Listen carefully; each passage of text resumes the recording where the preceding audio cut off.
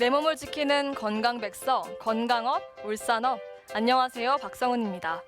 전립선염은 많은 성인 남성들이 한 번쯤은 고민을 해봤을 정도로 흔한 남성 질환 중 하나입니다. 초기에는 뚜렷한 증상이 보이지 않아서 방치했다가 일시적인 배뇨장애로 끝나지 않고 만성 전립선염으로 이어지는 경우가 많다고 하는데요.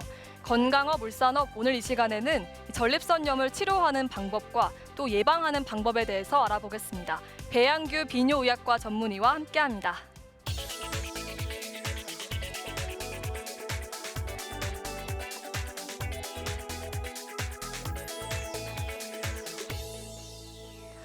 네, 선생님, 전립선염을 방치하면 장기간 괴롭히는 만성 질환으로 발전할 수 있다고 합니다. 그만큼 초기일 때 적극적으로 도움을 받는 것이 중요할 텐데요. 초기 전립선염의 경우에 치료는 어떻게 이루어지나요? 네, 급성 전립선염처럼요, 증상이 아주 심할 때는 대개 병원을 바로 방문하기 때문에 비교적 치료가 쉽게 됩니다. 그렇지만은 증상이 비교적 가벼운 상태일 때는 일반적인 감기 몸살로 간주해버리고 증상만 적당히 조절하고 넘어가는 경우가 많습니다. 이때는 대개 만성화의 길을 걷게 되고요. 심하면 전립선에 고름이 찬다는 전립선 농양이 생기기는 합병증을 만들기도 하고요. 아주 심할 때는 폐혈증을 일으켜서 응급 상황을 초래하기도 합니다. 그래서 급성 전립선염이 의심되면 가능하면 조기에 확실한 치료를 받으라고 권유하고 있습니다. 병원에서는 일반적인 요로 감염과 비슷한 치료를 하게 됩니다. 네, 제가 듣기로는 급성 전립선염과 만성 전립선염이 증상에서부터 차이가 있다고 하던데요. 그러면 치료하는데도 차이가 있을까요? 네, 급성 전립선염하고 만성 전립선염의 치료는 많이 다릅니다. 물론 염증에 대한 치료로 항생제나 소염제 등이 함유된 약물을 선택한다는 점에서는 비슷합니다. 그렇지만은 치료의 기간이라든지 방법에서는 차이가 많습니다. 급성 전립선염은 열이 많이 나면서 배뇨통이 아주 심하기 때문에 응급실을 방문하는 경우가 많고, 따라서 쉽게 치료도 조기에 시작이 되고요. 그렇지만 치료 효과는 빨라서 일주일 정도면 회복해서 일상생활을 가능하게 합니다. 그렇지만 만성 전립선염은 증상이 심하진 않지만 치료에 잘 반응을 하지 않습니다. 그리고 재발을 자주 하게 돼서 환자들은 이 병원 저 병원을 방문해서 닥터 쇼핑을 하는데요. 그렇다 보니까 환자는 아주 신경질적으로 변하기도 합니다. 네, 자주 재발을 하게 되면 그만큼 고통도 심할 것 같고요. 또 답답하기도 할 텐데요. 만성 전립선염의 경우에 치료는 어떻게 이루어지나요? 다양한 치료법들과 약물들이 많이 개발되어 있는데요. 일부는 효과를 인정받지 못하는 것들도 있습니다. 직장 쪽에서 전립선을 자극해서 전립선액을 배출시키는 전립선 마사지는 아직 효과를 인정받고 있습니다. 그렇지만 요도나 직장을 통해 전립선에 하는 극초단파 치료나 온열 치료는 최근에는 거의 활용되지 못하고 있는 실정입니다. 흔히들 좌욕에 대해서도 관심이 아주 많습니다. 온수에 회음부를 노출시키면요, 전립선 주위의 긴장도를 아주 경감시켜주기 때문에 증상을 일시적으로 좋아지게는 할 수 있다고 봅니다. 그렇지만 염증 자체를 근본적으로 없애기는 힘들다고 보고 있습니다. 그리고 최근 광고를 많이 하고 있는 식품들은 아직은 더 검증이 필요할 것으로 보고 있습니다. 네, 남성들의 경우에는 전립선에 문제가 있다고 하면 부끄럽게 느껴서 병을 방치하기가 쉽다고 하는데요.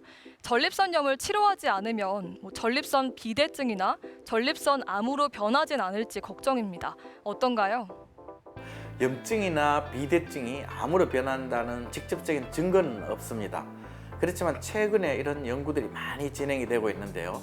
최근에 어떤 연구들에서 보면 전립선염을 일으키는 일부 균은 전립선암이 발생하는 데 기여할 수도 있다는 가능성을 많이 제시하고 있는 실정입니다.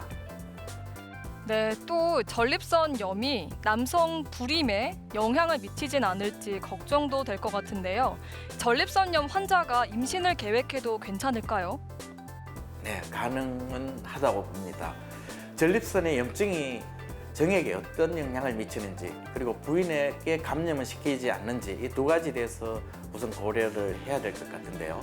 물론 건강한 정자를 위해서 염증이 없는 상태를 유지하는 것이 최선이겠죠.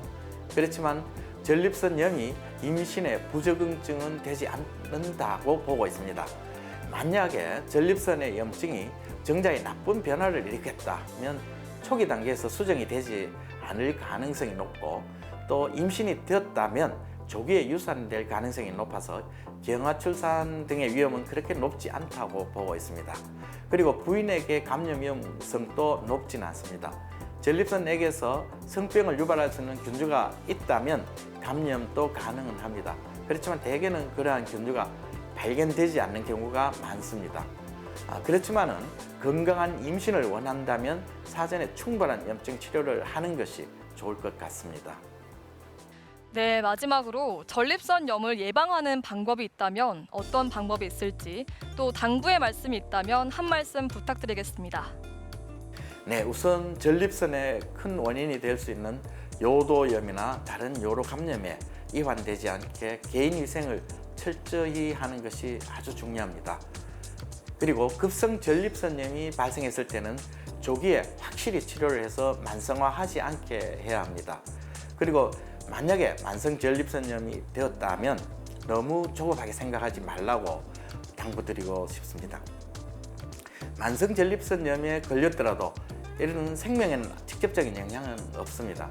다만 치료 기간이 길고 완치가 되지 않는 경우가 많아서 생활에 여러 불편을 주는 경우가 대부분입니다.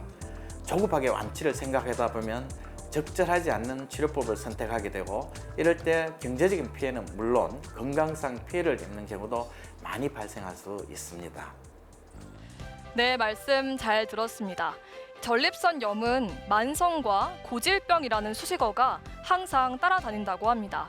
그만큼 한 번 걸리면 재발하기가 쉽고 또 만성으로 고생할 가능성이 크기 때문인데요. 전립선염 예방의 기본은 면역력을 강화하는 겁니다. 규칙적인 운동과 함께 충분한 수면과 또 균형 잡힌 영양분 섭취가 전립선 건강에 도움이 된다는 점 잊지 마시기 바랍니다. 건강업 울산업 오늘 여기까지고요. 저는 건강한 소식과 함께 다시 인사드리겠습니다. 고맙습니다.